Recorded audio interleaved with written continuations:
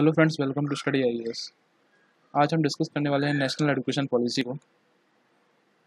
हम देख सकते हैं कि जो कैबिनेट है उसने अप्रूव कर दिया है नेशनल एजुकेशन पॉलिसी को, जो कि यहाँ पर ट्रांसफॉर्मेशनल रिफॉर्म्स लाने वाला है स्कूल्स और हायर एजुकेशनल सिस्टम्स में। इस इशू को हम कॉम्प्रिहेंसिवली डिस्कस करेंगे और सारी डिटेल्स डिस्कस करेंगे ताकि कोई भी टॉपिक आपका इसमें मिस ना हो। साथ ही साथ हम इंश्योर करेंगे कि जो सोर्सेज लिए गए हैं डायरेक्टली गवर्नमेंट की वेबसाइट, पीआईबी, इन सारे सोर्सेज को हम यूज़ करेंगे यहाँ पर। तो स्टार्ट करते हैं। स्टार्ट करने से पहले ये 3 मेगा बैचेस आपके लिए स्टार्ट कर दिए गए हैं अनअकैडमी द्वारा। ये 27 जुलाई से स्टार्ट हो चुके हैं, आप इनमें एनरोल कर सकते हैं। साथ ही साथ आप देख सकते हैं यहाँ पर बायलिंगुअल बैचेस, हिंदी, इंग्लिश, हर टाइप का बैच आपको अपने सूटेबल आप इसमें ज्वाइन कर सकते हैं। पूरा सिलेबस जो है यहाँ पर आपका कवरेज हो जाएगा। साथ ही साथ प्रीलिम्स और मेंस की टेस्ट सीरीज भी एनालिसिस के साथ आपको प्रोवाइड की जाएगी। There will be dedicated doubt clearing sessions for you, जिसमें आप अपने पर्सनलाइज्ड क्वेश्चन भी पूछ सकते हैं जिसमें आपको डाउट है पर्टिकुलर चीज़ों में। और यहाँ पर आपकी इंटरव्यू प्रिपरेशन भी इस पूरे कोर्स में इंक्लूडेड रहेगी। यहाँ पर आप 10% डिस्काउंट ले सकते हैं स्टडी आईएएस कोड का यूज़ करके। इस कोड को यूज़ करके आप 24 मंथ या फिर 12 मंथ्स का सब्सक्रिप्शन यहाँ पे ले सकते हैं अनअकैडमी के साथ। अभी यहाँ पर जो अनअकैडमी है आपको 20 डेली करंट अफेयर्स की टेस्ट सीरीज दे रहा है। आप डेली 7:30 PM इस टेस्ट सीरीज को अवेल कर सकते हैं और इसके बाद उसी टेस्ट सीरीज का आपको टॉप एडुकेटर्स द्वारा एनालिसिस देखने को मिल जाता है, तो आप उसको भी देख सकते हैं और आपने जहाँ जहाँ गलतियाँ की उसको समझ सकते हैं। और यहाँ पर आपको रैंकिंग भी मिल जाती है, जिन जिन लोगों ने टेस्ट दिया है तो आपको उसके हिसाब से रैंकिंग भी मिल जाएगी, कितने रैंक पर आप स्टैंड कर रहे हैं। तो आप देख सकते हैं काफ़ी बेनिफिशियल टेस्ट सीरीज है, आप इसको ज्वाइन करिए। और स्टडी आईएएस के चैनल को आप सब्सक्राइब कीजिए और बेल आइकन दबाइए ताकि जो लेटेस्ट नोटिफिकेशन है ये आप तक पहुँच सके जल्द से जल्द। Now let us start with the topic national education policy. चलिए स्टार्ट करते हैं। एवोल्यूशन ऑफ एजुकेशन पॉलिसी सबसे पहले देख लेते हैं किस तरीके से जो एजुकेशन पॉलिसी इंडिया में इवॉल्व हुई। तो हम देखेंगे कि after independence university education commission बनाई गई यहाँ पर 1948 से 49 के बीच में। फिर सेकेंडरी एजुकेशन कमीशन बनी 1952 से 53 के बीच में। और फाइनली सबसे इंपॉर्टेंट कमीशन का गठन किया गया जो कि कोठारी कमीशन है 1964 से 66 के बीच में। और इसी कमिटी के रिकमेंडेशन के अकॉर्डिंग आपकी नेशनल पॉलिसी ऑन एजुकेशन 1968 में बनाई गई, जो कि इंडिया की पहली नेशनल पॉलिसी ऑन एजुकेशन थी। उसके बाद में 42nd कॉन्स्टिट्यूशनल अमेंडमेंट आया, जिसमें आपने सुना होगा कि कॉन्स्टिट्यूशन में काफ़ी सारे चेंजेस किए गए थे, इसको मिनी कॉन्स्टिट्यूशन भी बोला जाता है। उन्हीं चेंजेस में से एक चेंजेस ये था कि जो एजुकेशन पहले स्टेट लिस्ट में एग्जिस्ट करता था 7th शेड्यूल के अंदर, उसको कॉन्करेंट लिस्ट में डाल दिया गया, जिससे कि सेंटर और स्टेट अब दोनों इस पर लॉ बना सकें। और यहाँ पर नेशनल पॉलिसी ऑन एजुकेशन 1986 आई इसके बाद। तो आप देखेंगे कि ये जो नेशनल एजुकेशन पॉलिसी है यही आज तक चल रही है, क्योंकि 34 ईयर हो गए हैं 1986 से 2020 तक। और इन सालों में आप देखेंगे कि सोसाइटी लेवल पर, वर्ल्ड लेवल पर और एजुकेशन लेवल पर काफ़ी सारे चेंजेस आए हैं। तो आप देखेंगे कि किस तरीके से समय के साथ अब एक ज़रूरत है कि एक नई एजुकेशन पॉलिसी बनाई जाए। इस नेशनल पॉलिसी ऑन एजुकेशन को मॉडिफाई किया गया था 1992 में according to the programme of action. फिर यहाँ पर कुछ 2 इम्पॉर्टेंट कमिटीज़ बनाई गई। सबसे पहले थी TSR सुब्रमण्यम कमेटी के अंदर। इसके अंदर एक रिपोर्ट जारी की गई जिसमें किस तरीके से जो हमारी नई पॉलिसी ऑन एजुकेशन है ये बननी चाहिए। और सबसे इम्पॉर्टेंट जो हमको सबसे ज़्यादा याद रखनी है that is doctor Kasturi Ranjan committee report. ये जो है ये कमेटी बनाई गई थी एक ड्राफ्ट तैयार करने के लिए नेशनल एजुकेशन पॉलिसी का। इन्होंने एक ड्राफ्ट तैयार किया, ये तो 31 में 2019 को इन्होंने रिपोर्ट सबमिट की। और इसमें काफ़ी सारे चेंजेस आए कि किस तरीके से हमारी जो नई एजुकेशन पॉलिसी है ये बननी चाहिए, इसमें क्या क्या चेंजेस आने चाहिए। तो इसी पॉलिसी के अकॉर्डिंग, इसी कमेटी के अकॉर्डिंग जो आज की नई एजुकेशन पॉलिसी है इसमें हम देखेंगे कि चेंजेस किए गए हैं। देखते हैं कि कंसल्टेशन प्रोसेस क्या क्या हुई। कंसल्टेशन प्रोसेस में देखेंगे कि कौन कौन से स्टेक होल्डर्स थे, जिन लोगों से हमने कंसल्ट किया, जिन लोगों के व्यूज़ मांगे, राइट, और जिन लोगों की सोच समझ के अकॉर्डिंग ही हमने फाइनली जो नई एजुकेशन पॉलिसी इसको तैयार किया गया गवर्नमेंट के द्वारा। तो अब देखेंगे कि mygovernment.in जो वेब पोर्टल है इसमें काफ़ी सारे आपसे सुझाव मांगे गए थे। ठीक है, आपके कुछ इनोवेटिव आइडियाज़ हों तो आप इसमें डाल सकते थे। तो इस तरीके से एक कंसल्टेशन प्रोसेस ये थी जिसमें काफ़ी सारे लोगों ने भाग लिया। साथ ही साथ आप देख सकते हैं कि यहाँ पे कम से कम 2.5 लाख ग्राम पंचायत, 2.5 लाख ग्राम पंचायत से कंसल्टेशन किया गया, जिसके अंदर 66,600 ब्लॉक्स, 6,000 अर्बन लोकल बॉडीज और 676 डिस्ट्रिक्ट्स, ये 2015 तक किया गया। फिर हम देखेंगे कि जो ड्राफ्ट नेशनल एजुकेशन पॉलिसी है, इसकी एक समरी जारी की गई थी, और ये ड्राफ्ट किसने बनाया था? डॉक्टर के कस्तूरी रंजन ने। और इस समरी को 22 लैंग्वेजेस और ऑडियो बुक में बनाया गया, आप देख सकते हैं। आपको इसके साथ ही साथ जो एजुकेशन डायलॉग था, मतलब काफ़ी सारे एमपीज जो मिनिस्टर ऑफ पार्लियामेंट हैं, इन लोगों के बीच में वार्तालाप हुआ, डायलॉग हुआ कि किस तरीके से एजुकेशन पॉलिसी फ्रेम करनी चाहिए। और एक बोर्ड ऑफ एजुकेशन भी बनाया गया, कैप। तो इसमें भी काफ़ी सारी स्पेशल मीटिंग की गई, और पार्लियामेंट स्टेटिंग कमेटी। तो इन सारे को आप देखोगे, ये ministry of human resource and development के अंदर एक पार्लियामेंट्री स्टैंडिंग कमेटी बनाई गई। तो ये सबसे कंसल्टेशन से क्या निकला, जो हमारी नई एजुकेशन पॉलिसी है, इसका हमने फाइनली जो मुखौटा है उसको तैयार किया। तो फाइनली जो हमारी पॉलिसी है, ये क्या एम करती है? ये एम करती है कि हम 100% लिटरेसी दे पाएँ एडल्ट को प्लस यूथ को, to provide 100% youth and adult literacy. इसके साथ एक और चीज़ यहाँ पे एम की जाती है कि जिस तरीके से जो जीडीपी है हमारा, उसमें शेयर है कितना हम एजुकेशन को देते हैं, तो वो आज देखेंगे कि वो लगभग 3 to 4% पे रहता है, तो हम इसको बढ़ाकर 6% पे करने की बात कर रहे हैं। ठीक है, तो ये याद रखना आपको कि 6% पे हम करना चाह रहे हैं, ताकि ज़्यादा से ज़्यादा जो मनी है, जो शेयर है जीडीपी का, ये एजुकेशन की तरफ जाए, और काफ़ी सारे चेंजेस बेसिक लेवल पर आपको ग्रास रूट लेवल पर देखने के लिए मिल जाए। तो हम देख लेते हैं कि क्या क्या मेजर रिफॉर्म्स लिए गए। मेजर रिफॉर्म्स को हम 2 भागों में बांट लेते हैं। ये हो गया हमारा हायर एजुकेशन 12th के बाद के लिए, और फिर हम स्कूल के अंदर के लिए डिस्कस कर लेते हैं। तो हायर एजुकेशन को अगर हम देखेंगे, तो हम देखेंगे यहाँ पर बात की गई 50% तक हम ग्रॉस एनरोलमेंट रेशियो को बढ़ा देंगे 2035 तक। तो यहाँ पे हम देखते हैं कि ग्रॉस एनरोलमेंट रेशियो क्या होता है।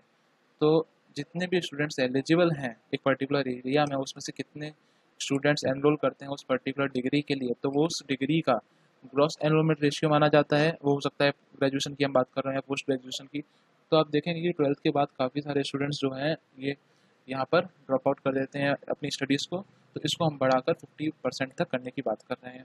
देखिए 2018 में अगर इसका आंकड़ा देखें तो 26.3 यहाँ पर आपको 2018 में ये परसेंटेज GER देखने को मिल जाता है। तो हम इसको बढ़ाकर 50% तक करेंगे। फिर holistic and multi disciplinary education की बात की गई है, जिसमें जो सब्जेक्ट्स हैं उनके अंदर फ्लेक्सिबिलिटी हो। मान लीजिए आप अगर फिजिक्स से ग्रेजुएशन कर रहे हैं और अगर आपका इंटरेस्ट डांस में भी है, तो इस तरीके के जो क्रिएटिव कॉम्बिनेशंस हैं आप इनमें इनरोल कर सकें, ताकि इनोवेशन बढ़े और एक मल्टी डिसिप्लिनरी अप्रोच हो एजुकेशन की तरफ। फिर एक और बात की जा रही है यहाँ पर कि मल्टीपल एंट्री और एग्जिट पॉइंट होना चाहिए। जैसे कि मान लीजिए आप किसी डिग्री को परस्यू कर रहे हो, 4 इयर्स की डिग्री है, और आपने 3 इयर्स तक उस डिग्री को परस्यू किया है, बट किसी वजह से आपको आखिरी जो साल है उसमें आप ड्रॉप आउट करना पड़ रहा है आपको।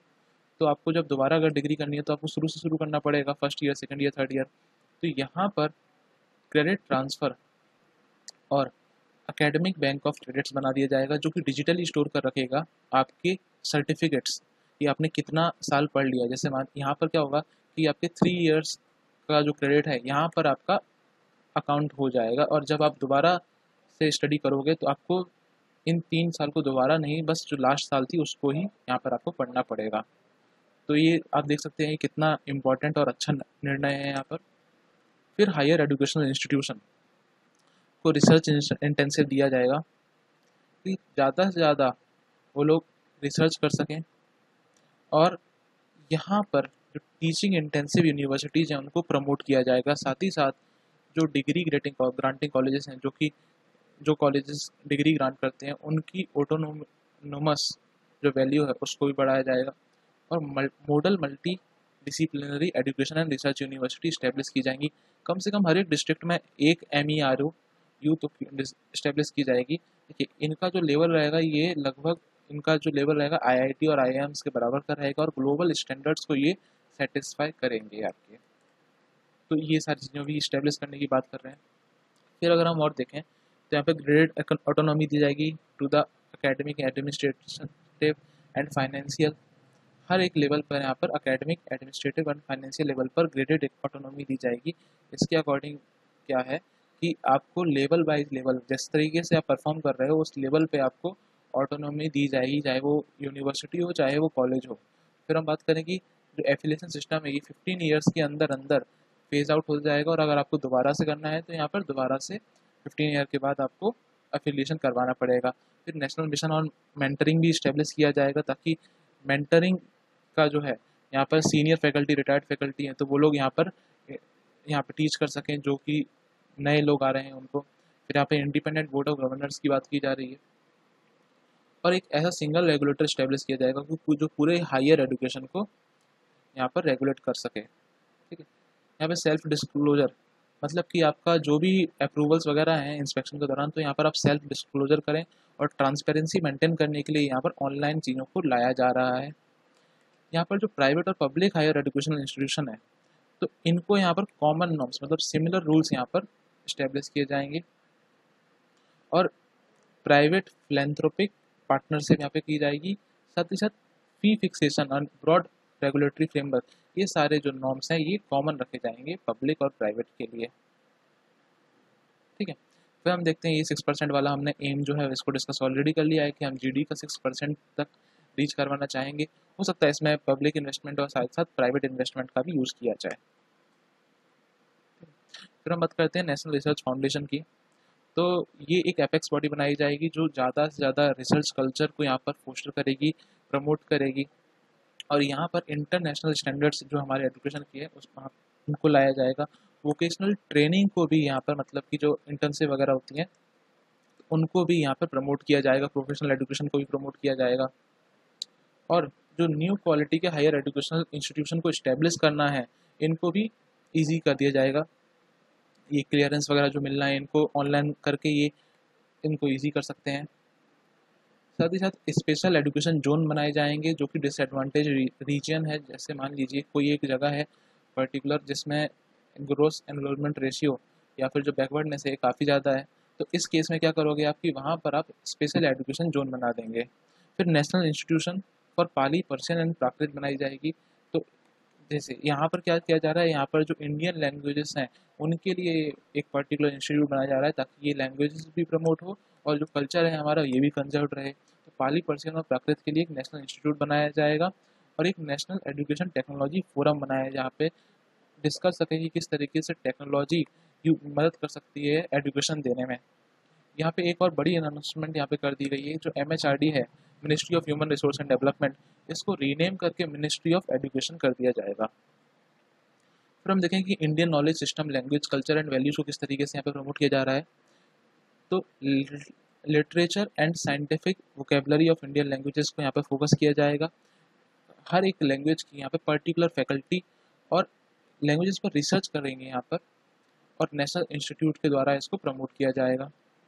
ठीक है, फिर यहाँ पर एक Indian institute of translation and interpretation भी बनाया जाएगा ताकि जो लैंग्वेजेस हैं आज वो एक्सटेंट होने की कगार पर है या फिर काफ़ी ज़्यादा यूज़ में नहीं आ रही, उनका ट्रांसलेशन हो सके और ये काफ़ी देर तक के लिए कंजर्व रह सकें, और इनको प्रमोट करने के लिए यहाँ पर कल्चरल अवार्ड्स भी दिए जाएंगे। ठीक है, ट्रेडिशनल आर्ट्स, लोक विद्या, इन सबको यहाँ पर प्रमोट किया जाएगा। साथ ही साथ यहाँ पर जो स्कूल कॉम्प्लेक्सेस हैं यहाँ पे आर्टिस्ट इन रेजिडेंस करके कॉन्सेप्ट भी लाया जाएगा ताकि जो आर्टिस्ट लोग हैं वो भी यहाँ पर रह सकें। फिर यूज ऑफ टेक्नोलॉजी, किस तरीके से टेक्नोलॉजी हेल्प कर सकती है, ना ही सिर्फ एजुकेशन प्लानिंग में बल्कि टीचिंग किस तरीके से करना है, पूरा का पूरा लर्निंग किस और असेसमेंट किस तरीके से होना चाहिए। तो इसमें जो ऑनलाइन है आपकी ऑनलाइन टीचिंग है, फिर किस तरीके से आर्टिफिशियल इंटेलिजेंस इनेबल्ड डिवाइसेस हमको यूज़ करेंगे, तो ये सारी चीज़ें, और एडमिनिस्ट्रेशन में किस तरीके से मदद कर सकती है, तो ये सारी टेक्नोलॉजी का यूज़ प्रमोट किया जाएगा इस पॉलिसी के द्वारा। यहाँ पर जो डिसएडवांटेज ग्रुप है, मान लीजिए दिव्यांग है, तो उनके अकॉर्डिंग यहाँ पर ज़्यादा से ज़्यादा वो एजुकेशन को एक्सेस कर सकें, ऐसे सॉफ्टवेयर्स यहाँ पे डेवलप किए जाएंगे। कंटेंट बनाया जाएगा रीजनल लैंग्वेज में ताकि जो लोग इंग्लिश या पर्टिकुलर किसी लैंग्वेज से कंफर्टेबल नहीं है वो अपने रीजनल सद्य मदर लैंग्वेज में, अपनी मदर टंग में उस चीज़ को समझ सकें। ठीक है, वर्चुअल लैब्स प्रोवाइड की जाएंगी ताकि मैक्सिमम टू मैक्सिमम फ़ायदा हो सके, प्रैक्टिकल एक्सपीरियंसेस हो सके चीज़ों का। जिस तरीके के प्रैक्टिकल्स होते हैं यहाँ पर वर्चुअल लैब्स के द्वारा वो दिया जाएगा। फिर नेशनल ई टेक्नोलॉजी फोरम की हम बात ऑलरेडी कर चुके हैं, और स्कूल्स और टीचर्स और स्टूडेंट्स को डिजिटल इक्विप किया जाएगा, प्रोवाइड किए जाएंगे डिजिटल डिवाइसेस ताकि वो टेक्नोलॉजी से कनेक्ट रहें और एजुकेशन भी अच्छे से प्रोवाइड हो सके उनको। मेजर रिफॉर्म्स यहाँ पे लिए गए हैं स्कूल एजुकेशन, तो हमने भी अभी हायर एजुकेशन के रिफॉर्म्स देख लिए। फिर अगर हम स्कूल एजुकेशन की तरफ जाते हैं तो हम देखेंगे कि यहाँ पे यूनिवर्सलाइजेशन करने की बात करें, जो अर्ली चाइल्डहुड केयर है ये काफ़ी इंपॉर्टेंट होता है। तो यहाँ पर उसको यूनिवर्स मतलब हर किसी के पास एक्सेस हो। साथ ही साथ यहाँ पर जो ग्रेड 3 के स्टूडेंट्स हैं उनको कम से कम फाउंडेशनल लिटरेसी और न्यूमरेसी तो आनी चाहिए। तो ग्रेड 3 के स्टूडेंट्स के तक के लिए मतलब अगर हम स्टार्टिंग से बात करें तो यहाँ पर एक नेशनल मिशन इस्टेब्लिश किया जा रहा है कि कम से कम जो ग्रेड 3 का स्टूडेंट है उसको फाउंडेशनल लिटरेसी और न्यूमरेसी आनी चाहिए। फिर एक और यहाँ पर स्ट्रक्चर की बात की गई है जिसमें 3 इयर्स जो है, ये देखिए 5+3+3+4, ठीक है। तो यहाँ पे जो 3 इयर्स हैं ये 3 इयर्स रहेंगे आपके प्री स्कूलिंग, जिसमें आंगनवाड़ी सेंटर रहेगा। उन 3 इयर्स के बाद रहेंगे 2, ठीक है, ये जो रहेंगे आपके फर्स्ट और सेकंड क्लास, ठीक है। उसके बाद जो रहेगा ये हो गया 5, तो दिस 5 इज देयर दिस। तो इस स्ट्रक्चर के जरिए हम काम करेंगे जिसमें 3 इयर्स हो गए pre schooling plus 2 year first and 2, फिर उसके बाद आपका 3 इयर्स जिसमें आप 5 तक पहुँच जाएंगे, फिर 8 और उसके बाद 4 क्या होगा इसमें 9, 10th, 11th, 12th आपकी कंसिडर की जाएगी। तो इस स्ट्रक्चर से बढ़ने की बात की गई है। साथ ही साथ इस तरीके का करिकुलम बनाया जाएगा, यहाँ पर इस तरीके से सिलेबस को डिजाइन किया जाएगा कि जो नेसेसरी स्किल्स हैं जो कि 21st सेंचुरी में एकदम नेसेसरी हैं, वो मैथमेटिकल थिंकिंग, साइंटिफिक टेम्पर, इस सबको यहाँ पर डेवलप किया जाएगा। अब पहले क्या होता था कि जो आर्ट्स और आर्ट्स हैं उनको काफ़ी ज़्यादा यहाँ पर सेपरेट करके रखते थे कि आर्ट्स अलग है, साइंस अलग है।